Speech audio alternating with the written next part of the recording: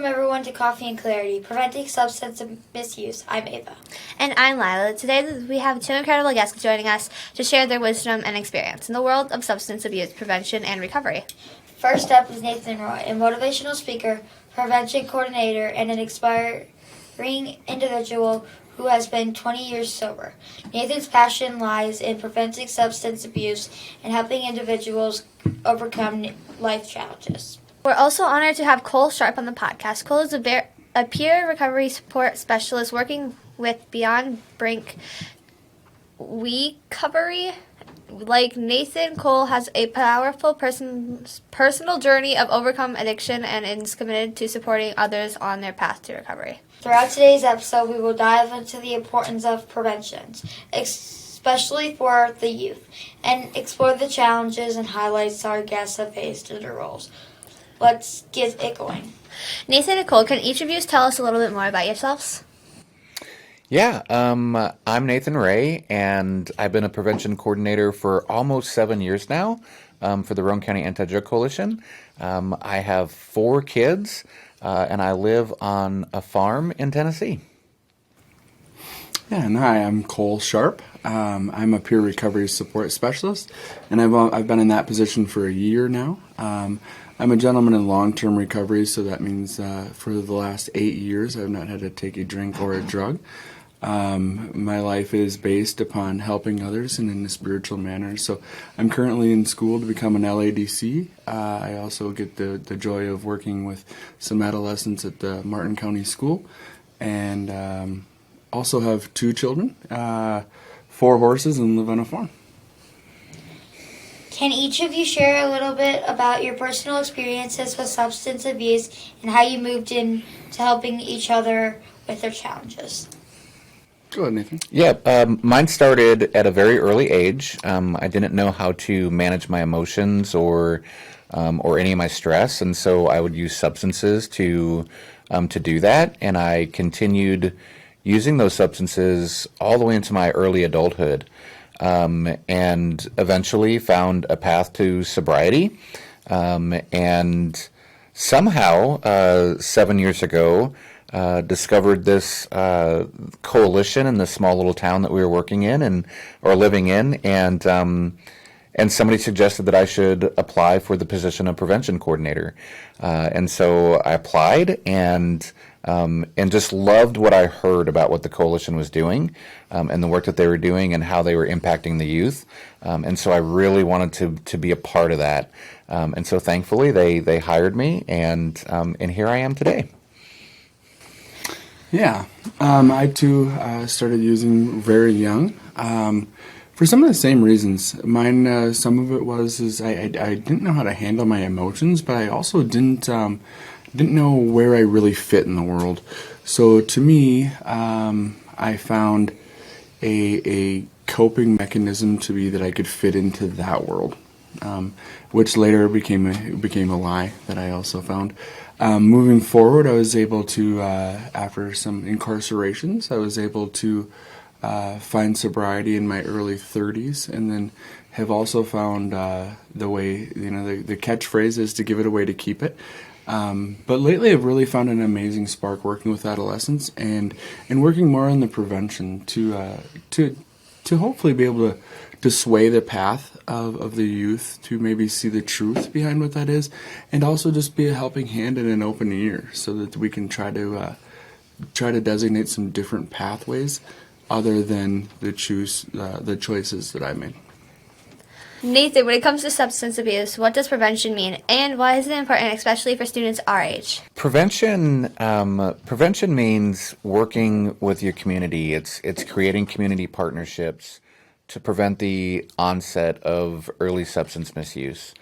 It's important for kids to be involved in that because I can come in and talk about how you shouldn't use vapes, how you shouldn't use marijuana, how you shouldn't drink alcohol.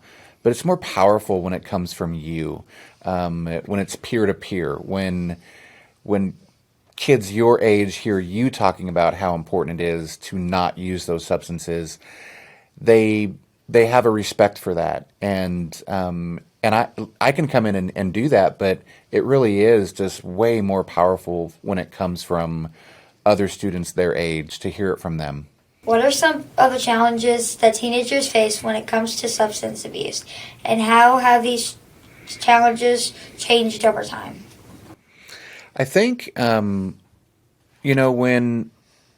I was a kid, cigarette use was a really popular thing.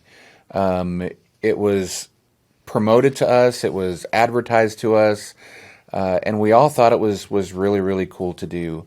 There was a lot of work done that coalitions were doing to reduce the amount of kids that were using cigarettes.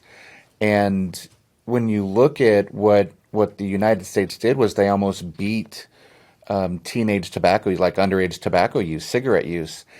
And they got to this really good spot with it, and then all of a sudden vaping came out.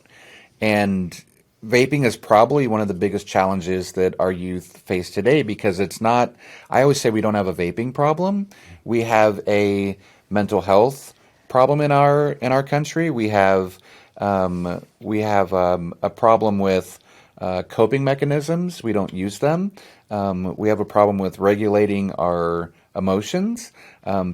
And those all lead to using vapes instead of using the coping mechanism. So our students have a lot of challenges today, especially with growing up with parents who may have substance misuse issues themselves.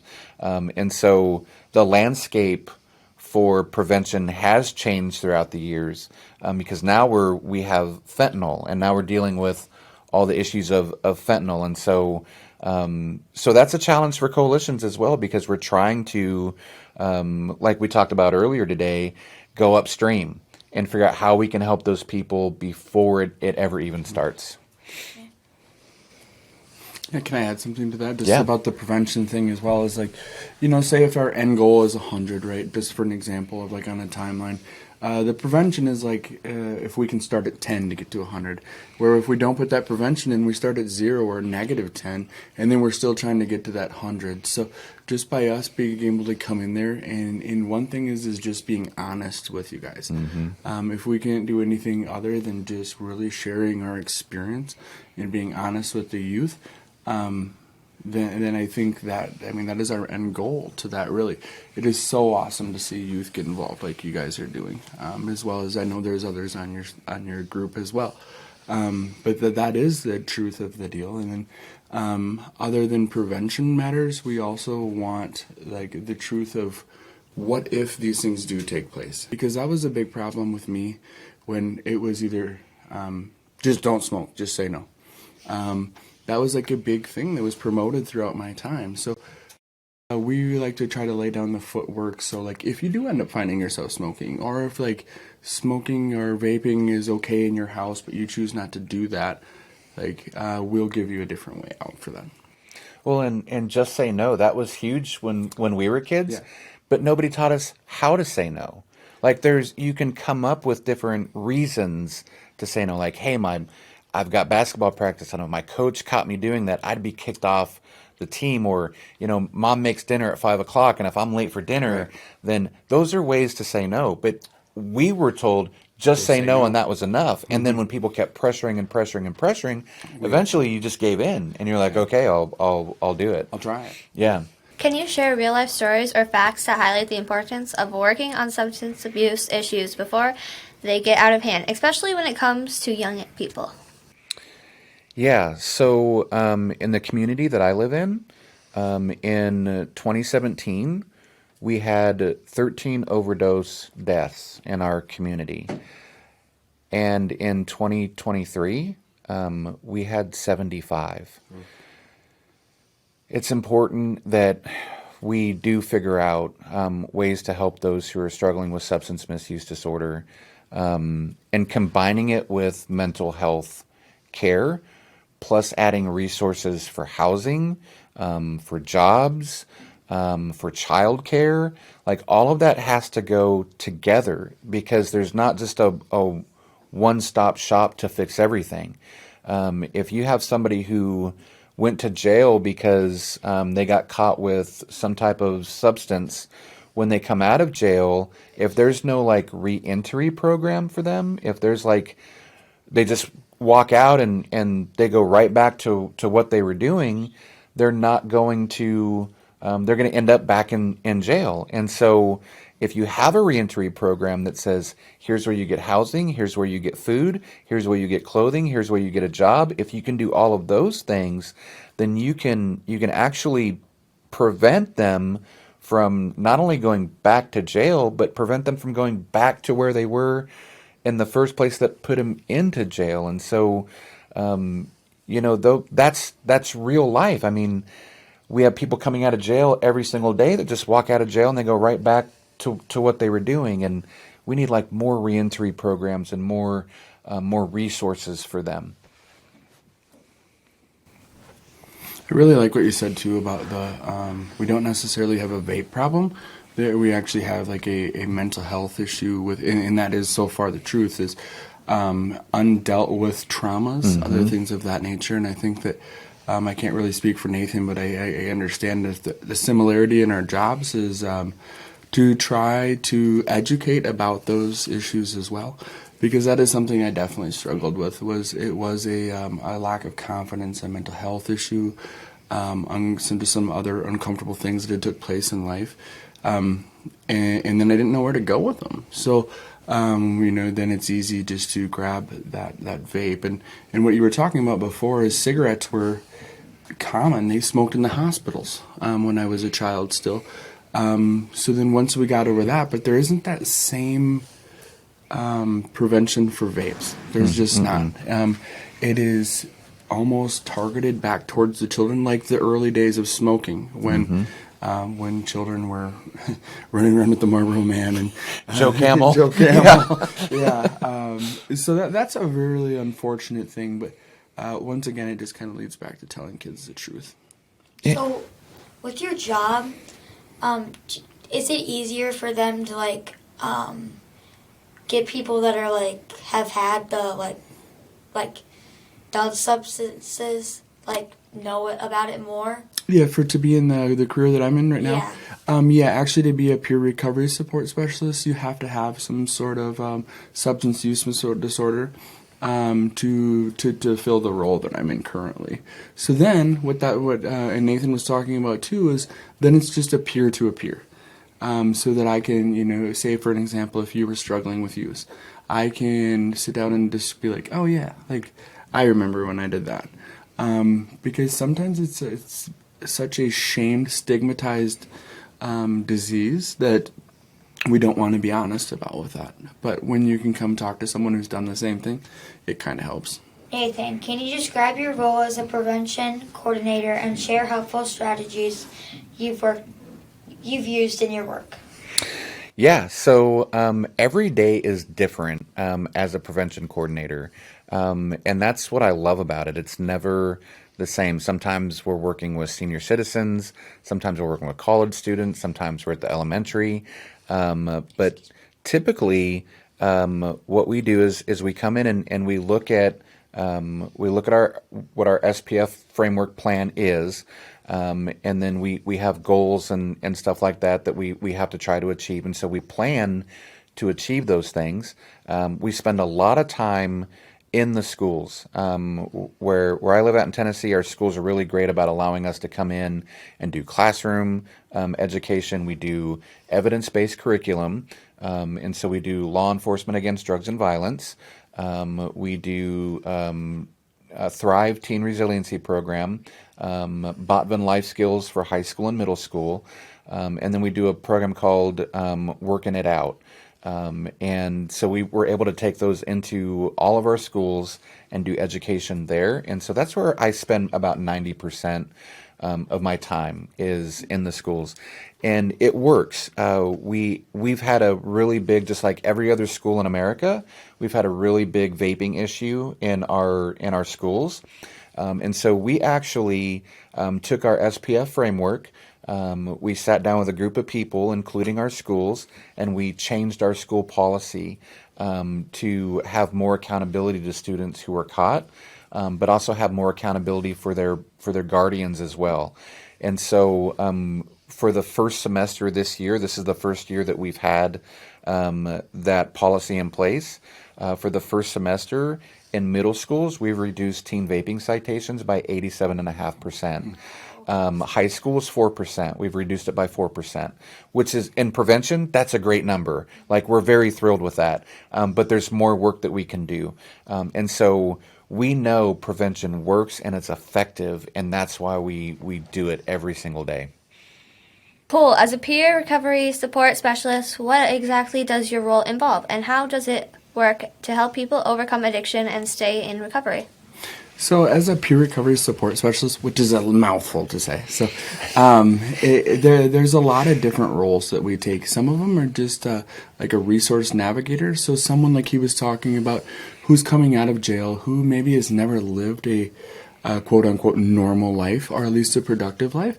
We are able to find them housing. In Mankato, we actually have 6 sober homes, and that is a place where you can come and reside for free until you're able to get a job and start developing your own life. One of the common things I do down here are I help people get their license back, because as simple as it may sound to you and I, to get your license, it can be a very difficult thing if you're say 20 years without your license. You feel like that's an impossible obstacle to cover. My biggest thing is probably recovery barriers. So I also help people who are, say, far behind in child support, or don't understand how they can possibly start seeing their child that they haven't been able to see for a while. But really I try to focus on building recovery capital. And what that means is introducing them to other people who are also in recovery in the community, so that when they start having recovery issues, they have more than one person to rely on. Because a lot of times with use and misuse, we start having an isolation issue, where the only people that we are having inside of our circle are other people who are using. So when we can start breaking that cycle and starting developing healthier patterns, then that's kind of my end goal. What sets Beyond Brink WEcovery's approach to recover support apart, and how is it different from other methods? So it's a really cool thing. It's not biased towards any type of recovery. So what that means is that we're trying to develop any form of pathway to recovery, and recovery can mean a lot of different things. So recovery might mean even, and this is something that was hard for me to understand, but lessen use. Because if we can just start lessening use, eventually we can get to the end recovery. So what that might look like is, if a person is drinking a 12-pack a night, if we can get them to drink a 6-pack a night. And then we can hopefully inevitably start getting them down to realizing that my life is getting better. In the same way with vaping and cigarette use, there's a couple people that have completely been able to stop vaping just by minimizing their use. I myself am in a complete abstinence program, so that was a hard thing for me to start to grasp, but I have definitely seen the benefits of really meeting people where they're at, and not judging them for, say, vaping. Even in an adolescence form, that was another very hard thing that I had a hard time with. Is like, well, you're not 18, you're not supposed to be vaping. Okay, but then that doesn't allow for you guys to be honest and be able to get help that you probably need. I quit smoking by reducing 1 cigarette per week. And that's when I knew I needed to quit smoking, is I just did that. It took a long time, but it was that reduction of use that got me to the end goal. And that's a big role that I actually play. So I'm actually part of the Minnesota harm reduction team, which inevitably is just that. It also is able to hand out Narcan, which is an opiate antagonist. So I am able to go around to schools. We have Narcan in almost all of the schools in southern Minnesota now, also in a lot of other facilities here. But that is another avenue, is the harm reduction side as well. So. Cool. Can you share some personal stories from your journey from struggling with substance abuse to find recovery, and talk about how having support friends played a role? Yeah, I can. The one that I'm seeing right now is the blessing is I'm able to go back into the same school that I was not necessarily kicked out of, but I didn't graduate high school. So being able to walk back into those hallways and see I get a chance to flash back onto the younger Cole. So then I start to being able to remember of like, oh, if I would have listened to this guy, or if I would have listened to that guy. And there's a lot of would-haves, not necessarily regrets, but a lot of would-haves. So then that's able for me to incorporate that into my job with the kids of like, hey, I know you've heard this 100 times, but just remember that when this happens, like I'm still here to support you. And so that it really turns into some of my worst memories can actually be some of my best benefits to hand down to the next person. I did, however, go on to get my GED, and then, like I said, is now I'm into college to do that. But so even some of the simple stuff of being able to teach youth of like, just put your head down. It's just you just got 6 months left, buddy. You know. And just being supportive, I think, is really huge, because I think we forget as adults how much being an adolescent is really hard. Not only just with the changes, but there's a lot of expectations and weight on your shoulders that as adults we think, well, we have to go to our job and we pay for the house and we pay for this, and the adolescents' lives are not quite as all easy as it seems sometimes. Did you guys know that the two places students are stressed the most is home and at school, and those are the two places you're at the most? And so we tend to, like, if you guys have bad days, it's hard for us as adults to remember, like, it's okay for them to have a bad day, right? Like, you're gonna have those days. We all have those days, and we need to be a little bit more understanding of that as adults. Yeah, I couldn't agree anymore. I just had this incident with my son. Is like, how dare you come home crabby from school? Now there's plenty of days, I'm sure, that we come home crabby from work. Yeah. Yeah, that is a good thing to remember, because school's hard. Yeah. There's a lot of pressures, and kind of to go back to some of the stuff that we were talking about earlier with what is different today than what it was, when in our area of time when, yes, we had to involve smoking, but the internet and just like TikTok and all the social media wasn't a thing.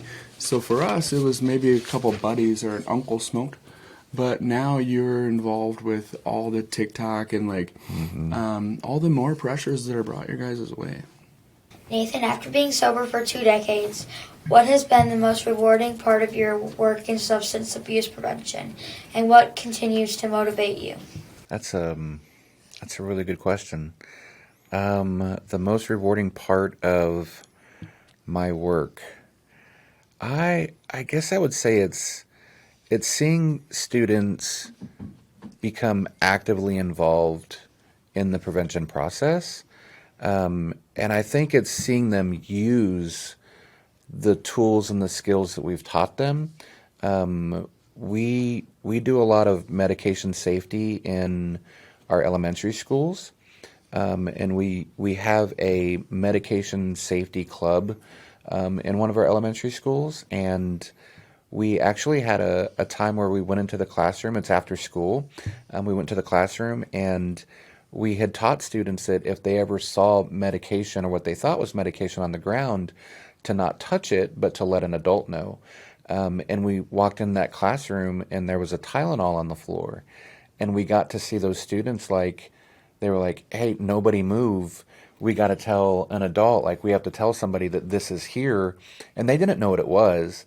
And so we were able to go over and look at it and put gloves on and pick it up and dispose of it properly. And that's what we had been teaching them. And so when you get to see them use those tools that you've taught them, I think that is one of the most rewarding things. The thing that continues to motivate me is you guys. It's the things that you do. It's the sacrifices that you make, the cool ideas that you have. I mean, you guys, I learned so much from students. I had no idea what Riz meant 6 months ago. And I've been taught that, and so, and you're so creative, and I love to see your creativity. And this right here, like, this inspires me. Like, I'm ready to go back to my community and be like, we're missing some things. We're missing a podcast. We're missing a yearly youth get together and like working on things. Like, So you guys are the ones that inspire me to continue and just keep going and keep pushing and keep moving forward. Cool. Give your long-term recovery. What advice would you offer to teenagers currently struggling with substance abuse issues? If it had to be just into one phrase, it would just be "don't quit." And by "don't quit," I mean don't quit trying to seek help. This isn't definitely something that is fixed or cured over a flash of an eye, or even maybe 1, 2, 3 inpatient treatment centers. Myself, I actually went to treatment times before I was able to have any sort of long-term sobriety. So it is something that is pretty stigmatized as far as going to treatment at a young age, and then if it didn't stick, well then you didn't try hard enough. So it would just be the effort of keep trying and keep trying different pathways and keep reaching out and keep speaking about it and keep being honest, because anything brought to light will eventually die. So Can each of yours share success stories or positive outcomes from your prevention and recovery work that you had a meaningful impact on people or communities? Well, I'll go first. I have one that came right to mind, but I want to just make it clear that it was nothing that I did. I literally just supported this person and walked alongside of them. But a gentleman who had been coming out of, he was his third time in prison, came out, and he'd never had his own house and never had his own job.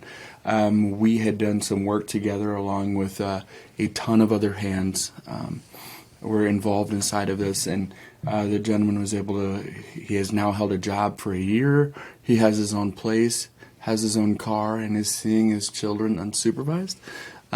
So it is a miracle to see that happen, but more so exactly what Nathan was talking about is seeing the youth get involved, because you guys, we're going to be old men, so somebody's gonna be. Well, we're there. We're there. So just being able to have somebody else starting filling these roles, and I think it's just human nature to hand down our knowledge, and hopefully with new minds onto it, attach some new information that'll make it better. I get to teach students who want to quit vaping how to do it. So I'm also a teen vaping cessation specialist, which just means I can help them quit. And it's really, honestly, I just provide them instruction and they do all the work. And when vaping really started to increase in popularity in our community, everyone was like, what are we going to do? What are we going to do? And so I took a training to do that. And so I worked with one student who just could not quit. He was trying, and it's a 10-week program. And we were at week like 15, and he just couldn't stop. And so we just continued in the program. We ended up at 30 weeks, and on week 31, he walked in my door and said, I quit.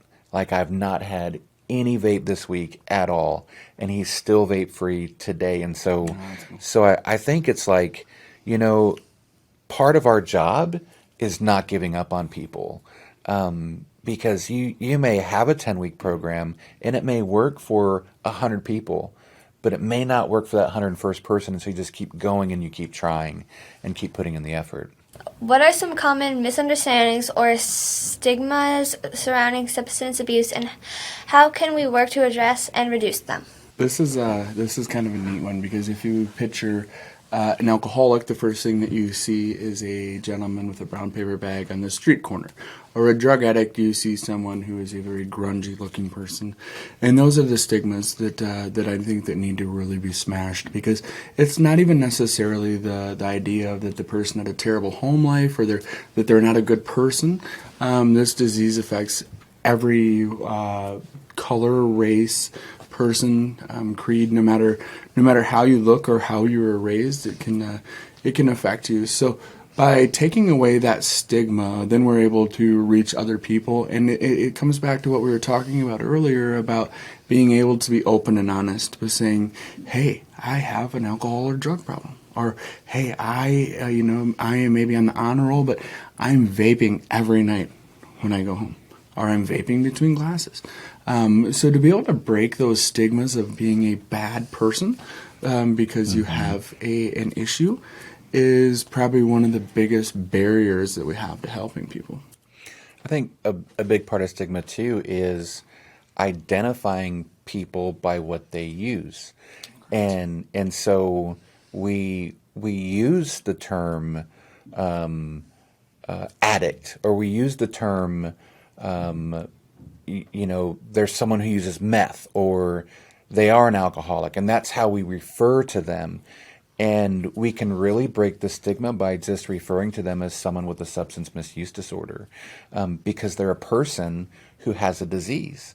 And if we can help them understand that, and we can help the people, the community understand that, then we can help them a whole lot faster than sitting across a table from someone and saying, "You use too much meth. You're a meth user." And it's like, why would I want to get help if you're sitting here and you're just calling me, and like I know what I am, right? Like, I know that about myself already, but can you help me? And a lot of times people don't want to go and ask for help from someone who calls them a meth user, or calls them an alcoholic, or calls them a dope head or something like that. There's no reason for them to go and ask for help, because they think that they've already let those people down, and they're not going to accept them for who they are. And so I think we can really break stigma by just calling them people with a substance misuse disorder. It is the only disorder / disease that we call out by a name. So for an example, if someone had diabetes that sat across the table, we wouldn't say, "Hi, John with diabetes. Yeah. How can I help you?" Yeah. So that is the biggest thing that I do see, that it's not funny, but it is, and it's the same. I mean, if you could put cancer in there, or you could put whatever. We're not identifying them by what they have, and that is a huge thing, especially when it comes to youth. I don't think that any youth wants to be considered an addict, and especially when they're told, you're going to be an addict for the rest of your life. Those are pretty scary things. So that is when I think sometimes when we come in the helping manner, that we can open that doorway by keeping some of the terminology at a peer-based level. Yeah, and I think too, like, breaking stigma is it's not assuming that just because someone's dad had a drinking problem that they're going to have a drink. And there's so often, many times, kids are looked at and they're like, "Oh, I know who your dad is, and I know what you're going to turn out like." Yeah. And you can break that stigma. It doesn't matter who your dad was, doesn't matter who your uncle was. You're a person, and you're loved, and you're accepted, and I support you. Like, that will break a lot of stigma. I think stigma actually, just saying off of that, is that I think sometimes stigma creates the problem. Yeah, I really absolutely. do, because my son is above B. He's on the B honor roll. He plays 3 sports. He's a great kid. And if he was stigmatized by my decisions in youth, it wouldn't have been well. So that is definitely something just to kind of remember, is, it's just like the idea of positive thoughts produce positive outcomes. Yep. And the same thing with stigma. How can teenagers, their families, and communities be a part of substance abuse prevention efforts? I would like to tackle this one first, and I'm going to look at that camera. Parents, talk to your kids' guardians. Talk to your children about the dangers of substances, and start it with, "We're having this conversation because I love you."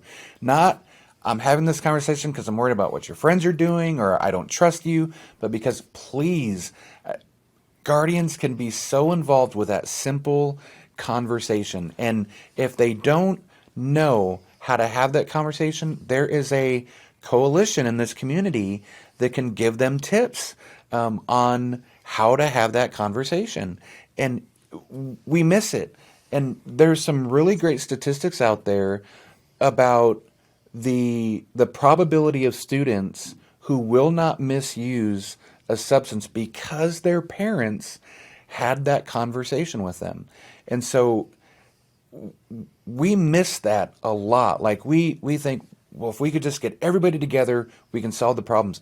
If parents would just talk to their kids and have open and honest conversations about, hey, you know what? I messed up when I was your age. I went to a party and I had some alcohol and I got in some really major trouble, and I don't want you to make that same mistake. And it really impacted my brain, and it impacted all these my friendships. And like, if we really have those open and honest conversations with our children, that right there is the primary piece of prevention that so often gets missed.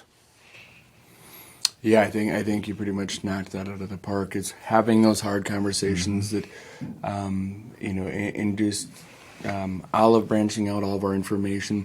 So the bigger the web that we can put around our youth, or just someone who's struggling, whether it be youth or not.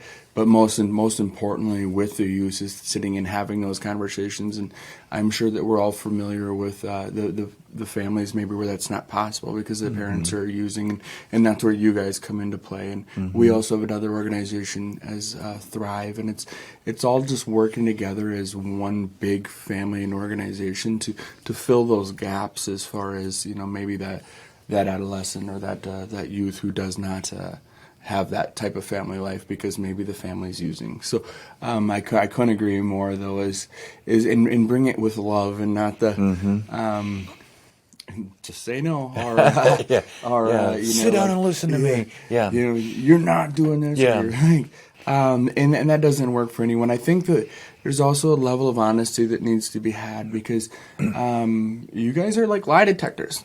You really are. And so if you guys start triggering off that, like, oh, they're lying to me, it makes our information invalid. So if we can tell you that, like, I did use through high school and there was some fun times, but the bad times outweighed the fun times 10 to 1. And be honest about that, I think, is probably one of our biggest keys. What are the main messages each of you would like students to remember about the importance of prevention, peer pressure support, and maintaining long-term recovery? A couple for me.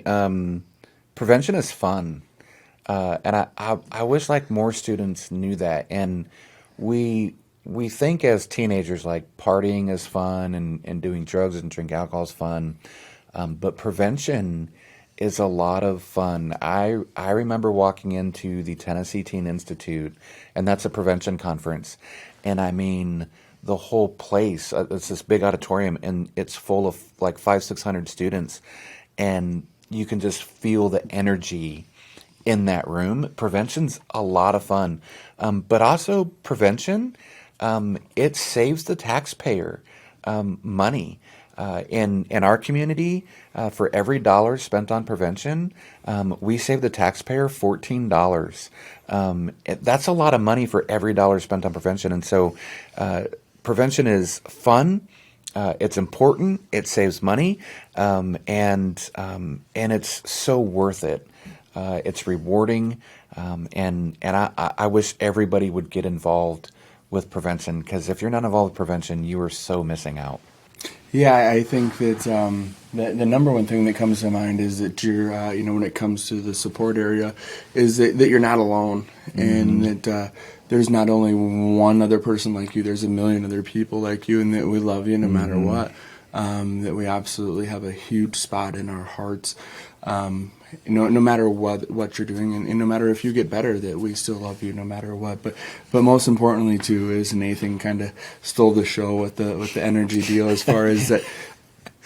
This side of sobriety is a beautiful thing. I really believe the devil tricks us into thinking that these other avenues are more fun. And when we're able to really sit down and where the rubber meets the road, this is a great way of life, and there's a lot more out there than just using. But most importantly, if I had to leave everybody with one message, it would just be that we're here for you, love you, and that no matter what, that we will support you in some way or another. Nathan, were you addicted to anything other than nicotine and marijuana? Alcohol. Alcohol was a really hard substance for me to stop using. I I would use it. I would even like, if I didn't have it, I would like drink other things that weren't good for you, just to try to fill that void. What I didn't realize is that the void that I had it wasn't not having the substance. The void that I had was not not dealing with the trauma that I had in my life and not accepting it, and then not using coping skills and that emotional regulation piece and communication. You know, I had so many opportunities to go to my mom and dad and say, this is why I'm behaving in the way that I am, and I'm struggling with this. I'm hurting inside, and they would have supported me. And I know that because when I got sober, they were my biggest support system. They didn't enable me. They held me accountable, and but they did help in other ways. And they loved me through my journey of sobriety, and I'm so thankful for them. But if I were to have, you know, one message to tell people, it would be, it's okay to not be okay. Like, we all struggle, we all hurt, we all have our own demons that we're fighting, and it's okay to not be okay, but seek support and seek help so that you don't stay that way. That'd be my message. Cole, what kind of substances did you take? First of all, I will definitely share that with you. But one thing I find in the recovery world is sometimes it's pretty often to be like, I'm a heroin user, and like what we talked about before. Literally, I am, what I like to say is I'm allergic to any chemical that goes into my body.